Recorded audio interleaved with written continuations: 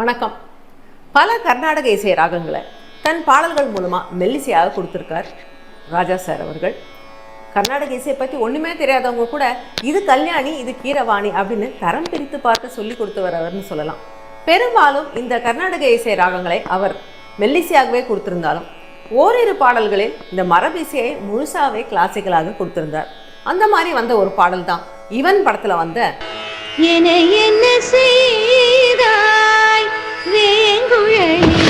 சங்கீத கலாநிதி சுதா ரகுநாதன், ஒரு பிரபலமான கர்நாடக இசை பாடகி. அவங்களை கொண்டு இந்த பாடலை பதிவு செய்திருந்தார் ராஜா சார். இந்த பாடல் ஹெவி கிளாசிக்கலாக இருந்தாலும் எல்லாரும் ரசிக்கும் விதத்தில் தான் அதை அமைச்சிருந்தார்னு சொல்லணும். இந்த பாடல் இன்ஃபேக்ட் ஒரு மேடை கச்சேரியிலேயே பாட ஃபுல் தகுதி பெற்ற பாடல். நான் ஏன் அப்படி சொல்கிறேன், இதில் என்னென்ன கிளாசிக்கல் எலிமெண்ட்ஸ் ராஜா சார் யூஸ் பண்ணியிருந்தார் அப்படிங்கிறதெல்லாம் பற்றி இந்த பதிவில் பார்க்கலாம். வெல்கம் டு மார்கழி ஸ்பெஷல் ஒரு நாள் போதுமா. நான் Priya Parthasarathy and this is Tamil nostalgia சேனலின் ஒரு நாள் போதுமா. தமிழ் திரை இசை சார்ந்த நினைவுகள், அனுபவங்கள், அபிப்பிராயங்கள் பேசுகிற ஒரு நிகழ்ச்சி. இசையுடன் கலந்து இன்ப நினை வலைகளில் நீந்த தமிழ் நாஸ்டால்ஜியா சேனலுக்கு சப்ஸ்கிரைப் பண்ணுங்க, பெல் பட்டனை அழுத்துங்க. போன வார வீடியோவில் எப்படி டைரக்டர் கே பாலச்சந்தர் அவர்கள் கர்நாடக சங்கீதத்துக்கு முக்கியத்துவம் கொடுத்து படங்கள் எடுத்திருந்தார் அப்படிங்கிறத பேசியிருந்தேன். அபூர்வ ராகங்கள், சிந்து பைரவி, உன்னால் முடியும் தம்பி, இந்த மாதிரி படங்களின் வரிசையில் வெளிவந்த படம் தான் இவன். பார்த்திபன் அவர்களுடைய இயக்கத்தில் வந்த இந்த படம் 2002 வந்தது. இந்த படத்தோடைய மெயின் கதைக்கும் கர்நாடக சங்கீதத்துக்கும் தொடர்பு இல்லைனாலும் இந்த படத்தோடைய ஒரு நாயகி கர்நாடக சங்கீத பாடகியாக ஒரு கேரக்டரை வடிவமைச்சிருந்தார். இதனாலே இந்த படத்தில் நிறைய பாடல்கள் ஃபுல் கிளாசிக்கல் சாங் கொடுக்கறதுக்கு இசைஞானிக்கு ஸ்கோப்பும் கொடுத்துருந்தார். ஸோ இந்த ஒரு விஷயத்துக்காகவே பார்த்திபன் அவர்களுக்கு ஒரு பெரிய நன்றி. மறைந்த நடிகை சௌந்தர்யா, இவங்க தீட்சண்யா அப்படிங்கிற கதாபாத்திரம் எடுத்து நடித்திருந்தாங்க. இந்த தீட்சண்யா இந்த படத்தில் ஒரு மேடை பாடகியாக வருவாங்க. இந்த படத்தில் தீட்சண்யாவும் பார்த்திபன் ஏற்றிருந்த நாயகன் கேரக்டரும் சந்திக்கும் ஒரு அறிமுக பாடலாக இந்த பாடல் அமைந்துள்ளது. வாலி அவருடைய வரிகளில் இந்த பாடலில் தமிழ் அழகு கொஞ்சம், ராதையோ ஆண்டாளோ நாயகி கண்ணனுடைய குழல் நாதம் தன்னை மயக்குவதாகவும் தன்னை மோகத்தில் தள்ளி வேதனைக்கு உட்படுத்துவதாகவும் பாடுகிறாள். அதோடு இல்லாமல் அந்த குழலோட போட்டியும் போடுகிறாள். ஏன் என்னை இப்படி பாடா படுத்துற அப்படின்னு இந்த குழலோட அவன் மல்லுக்கு நிற்கிற மாதிரி இந்த பாடலை ரொம்ப அழகாக சிருங்கார ரசமும் பக்தி ரசமும் தவழ விட்டு எழுதியிருந்தார் வாலி அவர்கள். இந்த பாடல் ஒரு ராக மாளிகை பாடல், அதாவது பல ராகங்களில் அமைந்திருக்கும். ஆனால் இந்த பாடலுடைய பல்லவி, அதாவது ஓப்பனிங் ராகம் வந்து சிம்ஹேந்திர மத்தியமம் அப்படிங்கிற ஒரு ராகம். இந்த ராகத்தை இசைஞானி அவர்கள் நிறைய பாடலில் யூஸ் பண்ணியிருக்கார். உதாரணத்துக்கு சொல்லணும்னா, காற்றோடு குழலின் நாதமே தாலாட்டும் பூங்காற்று நான் அல்லவா, ஆனந்த ராகம் கேட்கும் காலம். இது எல்லாமே ஃபீமேல் சோலோ பாடல்களாக அமைந்தது ஒரு ஆச்சரியம்தான். ஆனால் மேல் சோலோவும் இந்த ராகத்தில் கொடுத்துருக்காரு. ஏசாஸ் அவர்கள் குரலில் ஒலித்த நீ பௌர்ணமி என்றும் என் நெஞ்சிலே, இது எல்லாமே சிம்ஹேந்திர மத்தியம் ராகத்தில் அமைந்த பாடல் தான். இந்த பாட்டு எல்லாமே நீங்கள் பார்த்தீங்கன்னா செமி கிளாசிக்கலாக தான் இருக்கும். ஏன்னா இந்த ராகம் அப்படி, இந்த சிம்ஹேந்திர மத்தியமங்கிற ராகம் ஒரு சம்பூர்ண ராகம், மேளகர்த்தா ராகம். இது ஒரு கன ராகம்னு சொல்லணும். ஏன்னா கர்நாடக சங்கீத மேடையில் ரொம்ப ஒரு முக்கியமான ராகமாக இதை பாடுவாங்க. மெயின் பீஸாக எடுத்துகிட்டு ஆலாபனை பண்ணி தானம் பாடி ஸ்வரங்கள் பாடின்னு ஃபுல்லாக ஒரு ஸ்கோப் கொடுக்குற ஒரு ராகம் இது. அதனால் இது கன ராகம்னு சொல்லலாம். இந்த பாடலை பாடியது சங்கீத கலாநிதி சுதா ரகுநாதன் சொன்னேன் இல்லையா. இதில் ஒரு சுவாரஸ்யமான விஷயம் என்னென்னா, போன வாரம் நாம் பார்த்த பாடல் அதிசய ராகம், அந்த பாடலில் நடித்தது ஸ்ரீவித்யா அவர்கள். ஸ்ரீவித்யா மறைந்த பழம்பெரும் கர்நாடக சங்கீத பாடகி எம்எல் வசந்தகுமாரி அவர்களுடைய மகள். ஸோ அவங்க அந்த பாட்டில் நடிச்சிருந்தாங்க. சுதா ரகுநாதன் வேற யாரும் இல்லை, எம்எல் வசந்தகுமாரி அவர்களுடைய பிரதான சிஷ்யே. ஸோ இந்த பாடலுக்கும் எம்எல் வசந்தகுமாரிக்கும் ஒரு நெருங்கிய தொடர்பு இருக்குது. இது மாத்திரம் இல்லை, இன்னொரு விஷயத்தின் மூலமாகவும் இதில் ஒரு சுவாரஸ்யமான ஒரு கனெக்ஷன் இருக்குது. அது என்னென்னா, எம்எல்வி அவர்கள் சினிமாவிலும் நிறைய பாடல்கள் பாடியிருக்காரு. எல்லாருக்கும் தெரிஞ்ச பாட்டு ஒன்று சொல்லணும்னா, மன்னாதி மன்னன் படத்தில் எம்ஜிஆர் அண்ட் பத்மினி இவங்க ரெண்டு பேருக்கும் இருக்கிற ஒரு டூயட்டாக டிஎம்எஸோட இணைந்து பாடிய பாடல்.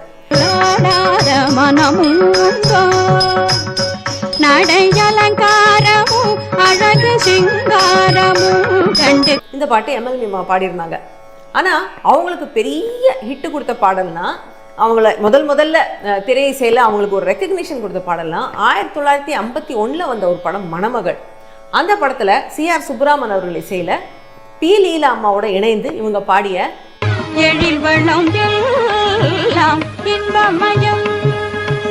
இந்த பாட்டுமே ராகமாளிகை பாடல் பல்லவி சிம்மேந்திர மதியம் ராகத்தில் அமைஞ்ச பாடல். என்ன ஒரு கியூரியஸ் கனெக்ஷன் பாருங்க, எம்எல்வி அம்மாவுக்கு பெரிய ஹிட் கொடுத்த பாடல் ஒரு ராகமாளிகை பாடல் சிம்மேந்திர மதியம் பல்லவியா அமைஞ்சது. அதே போல அவங்களுடைய பிரதான சிஷ்யை சுதா ரகுநாதன் இவங்களுக்கு தமிழ் திரை இசையில அறிமுக பாடலா அமைஞ்சதும் ஒரு ராகமாளிகை பாடல் சிம்மேந்திர மதியம் ராகத்துல பல்லவி அமைஞ்ச பாடல். பாடலோட ஓப்பனிங் ஆலாப்ல சுதா ரகுநாதன் அவர்கள் கொடுக்கும் பிருகாவை பாருங்க, அவங்களுடைய ட்ரேட்மார்க் இது.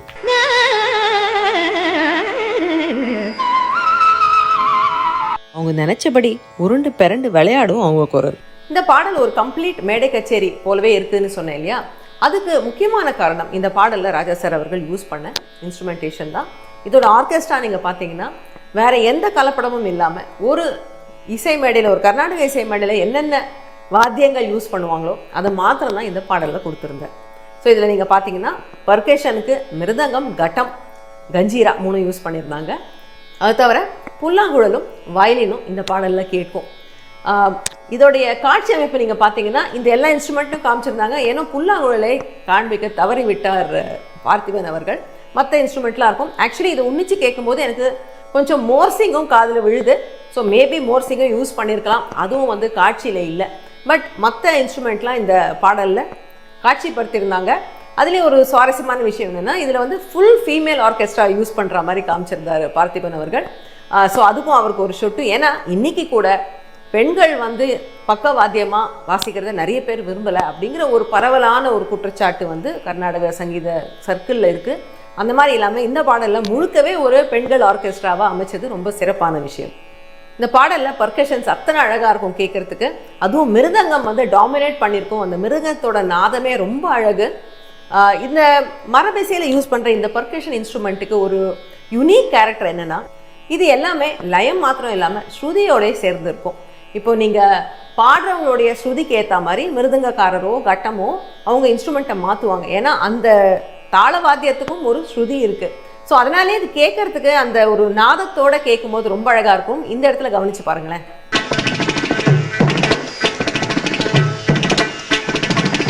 பாடல்ல பல்லவி முடிந்து சரணம், அதுவும் சிம்மேந்திர மத்தியமத்தில் தொடருது.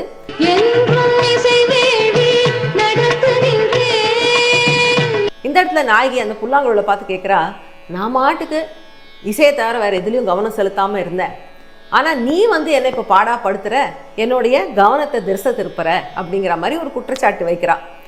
இதுவும் வந்து ஒரு இந்த காட்சிக்கும் இந்த வரிகளுக்கும் ஒரு பொருத்தம் எனக்கு தோணியது என்னென்னா, இந்த பாடகி ஆண்கள் மேலேயே கவனம் இல்லாமல் அவள் பாட்டில் மாத்திரம் கவனத்தோடு இருக்கா. அதனால தான் ஆர்கெஸ்ட்ரா கூட ஃபுல்லாக ஃபீமேல் ஆர்கெஸ்ட்ரா. எந்த விதத்திலும் அவளுக்கு அவள் மனசில் ஆசையோ மோகமோ அந்த மாதிரி எண்ணங்கள் இல்லாமல் வாழ்ந்துட்டுருக்கவளுக்கு முதல் முறை இந்த நாயகனை சந்திக்கிறா இல்லையா இந்த பாடலில். ஸோ அவள் மனசில் அவளுடைய வாழ்க்கையில் ஒரு காதல் நுழைது அப்படிங்கிற ஒரு ஹிண்டாகவும் இந்த வரிகளை நாம் எடுத்துக்கலாம்.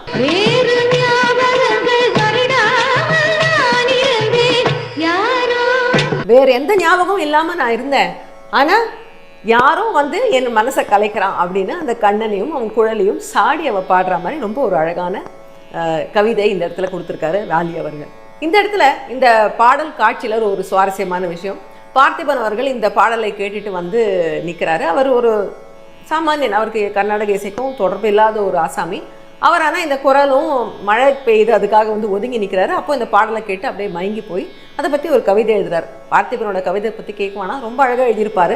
மழை கம்பி குத்தாமல் இருக்க குடைக்கம்பியாய் ஒதுங்கினேன், குடை அல்லாது உன் குரல் அருவி குற்றாலம். இந்த இடத்துல அழகா ஸ்வரங்கள் பாடிட்டு இருப்பாங்க. அதுக்கு நடுவில் பார்த்திபன் அவர்களுடைய குரல் இந்த கவிதையை படிக்கிற மாதிரி வரும். அவர் கவிதை படித்தாலும் இந்த பாடல் எந்த விதத்துலையும் தடைப்படாது, அது மாட்டு கண்டினியூ பண்ணிட்டு இருக்கோம். ஏன்னா அவங்க மேடையில் பாடிட்டு இருக்காங்க இல்லையா. சில பாட்டு நீங்கள் பார்த்தீங்கன்னா இந்த பாடலில் ஆட் பண்ணியிருக்க விஷயத்தை எடுத்துட்டா அது நமக்கு ஒரு முழுமையான ஒரு தோற்றம் கொடுக்காது, இவங்க ஏதோ மிஸ்ஸிங் மாதிரி இருக்கும். இந்த பாட்டு அப்படி கிடையாது. அவரோட கவிதை வரிகளை நீங்கள் எடுத்துட்டாலும் அந்த பாடலோடைய முழுமை அப்படியே மாறாமல் தான் இருக்கும். ஸோ இந்த இடத்துல இவர் சொல்லிட்டே இருக்கும்போது ஒரு ராகம் ஷிஃப்ட் பண்ணியிருப்பாங்க. கல்யாணி ராகத்தில் தொடருவாங்க சுதா ரகுநாதன் அவர்கள். மறுபடியும் அவருடைய குற்றச்சாட்டு தொடர்ந்து இங்கே, மூங்கில் போலே விளைந்தோறும் அங்கே இருக்க துளைக்கும் வண்டாய் மனதினை துளைத்தாய் நீயே அப்படின்னு. தூங்கும் யாழாய் தனிமையில் தோகை இருக்க மீட்டும் விரலாய் நரம்பினில் நடந்தாய் நீயே. இந்த இடத்துல ராகம் மாறி மாண்டு ராகத்துக்கு வராங்க. நம்ம மார்கழி ஸ்பெஷல் ஒரு நாள் போதுமால முதல் பாட்டை பார்த்தோமே, ஒரு நாள் போதுமா பாடல், அந்த பாட்டோடைய ஆரம்பமும் இந்த மாண்டு ராகம் தான் அப்படிங்கிறது நீங்கள் நினைவில் கொள்ளலாம். அதே மாண்டு ராகத்தில் இந்த 2 வரிகளுக்கு மாத்திரம் இங்கே எடுத்துகிட்டு வராரு ராஜா சார். இந்த மாண்டு ராகம் அழகாக இந்த மாதிரி கண்ணனுடைய குழல் நாதத்தை பற்றி சொல்கிற நிறைய பாடல்கள் மாண்டு ராகத்தில் அமைஞ்சதாலும் வருமோ, இந்த இடத்துல அந்த ராகத்தை இன்ட்ரடியூஸ் பண்ணுறாரு. பட் இந்த 2 லைன் தான். அதுக்கப்புறம் டக்குன்னு அகெயின் ராகம் ஷிஃப்ட் இந்தோளத்துக்குள்ளே நுழையிறாரு. வண்ண மலருண்டு அப்படின்னு.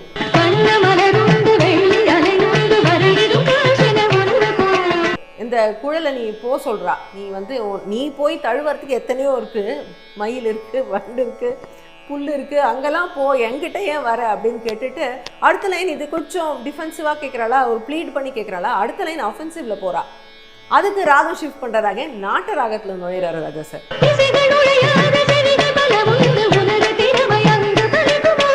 என்கிட்ட தான் உன் பாச்சா பழிக்கும், மற்ற இடத்துல போ, அங்கெல்லாம் எத்தனையோ பாட்டை கேட்காத ஜீவன்கள்லாம் இருக்குது, அங்கே என்ன பண்ணுவ நீ அப்படிங்கிற மாதிரி ஒரு சவால் விடுறா இந்த இடத்துல. இந்த நாட்டையில் ஒரு வரி தான், அதுக்கப்புறம் அழகாக ஒரு வயலின் விட்டு வருது கேளுங்க.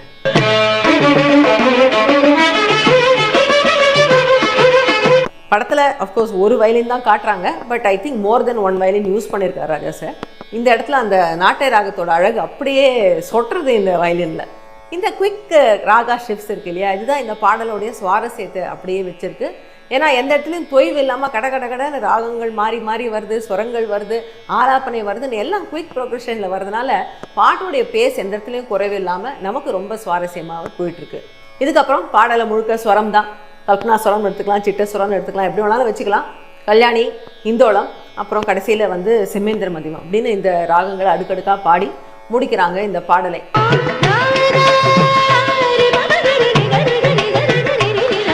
ஸோ இந்த பாட்டு வந்து சாமானிய பாடல் இல்லை, பாடுறதுக்கு ரொம்பவே ஒரு கஷ்டமான பாடல். அதனால தான் ஒரு சங்கீத கலாநிதியை கொண்டு இந்த பாடலை பாட வச்சார் ராஜா சார்னு சொல்லணும். ஏன்னா நிறைய ஸ்வரங்களும் ராக ஆலாபனைகளும் அதுவும் நல்ல ஸ்பீடில் வரும்போது பாடுறதுக்கு ஒரு மூச்சு இதெல்லாம் ரொம்பவே ஒரு டிஃபிகல்ட்டான விஷயம்தான். இந்த பாட்டு இதனால தான் வந்து நிறைய இந்த மியூசிக் டேலண்ட் ஷோலெலாம் தங்களுடைய திறமையை வெளிப்படுத்துறதுக்கு போட்டியாளர்கள் எடுத்து பாடுறாங்க. ஏன்னா இந்த பாடலை பாட முடிஞ்சால் அவங்களுக்கு வந்து பிரெத் கண்ட்ரோல் இருக்குது, ராக அறிவு இருக்குது, ஸ்வரஞானம் இருக்குது அப்படிங்கிறத அவங்க ப்ரூவ் பண்ணலாம். ஸோ நிறைய இந்த டேலண்ட் ஷோலாம் இந்த பாட்டை பாடுறத நம்ம கேட்க முடியுது. இது மாதிரி பாடல்கள் இந்த கர்நாடக சங்கீதத்தை ரசிக்கும் திறனை எல்லாரும் மனதிலையும் வளர்க்கும் அப்படிங்கிறதுல சந்தேகமே இல்லை. சுதா அவர்கள் குரல்ல ஊத்துக்காடு வெங்கட சுப்பையரோட செம்மேந்திர மதியம் பாடலை கேட்டு பாருங்க.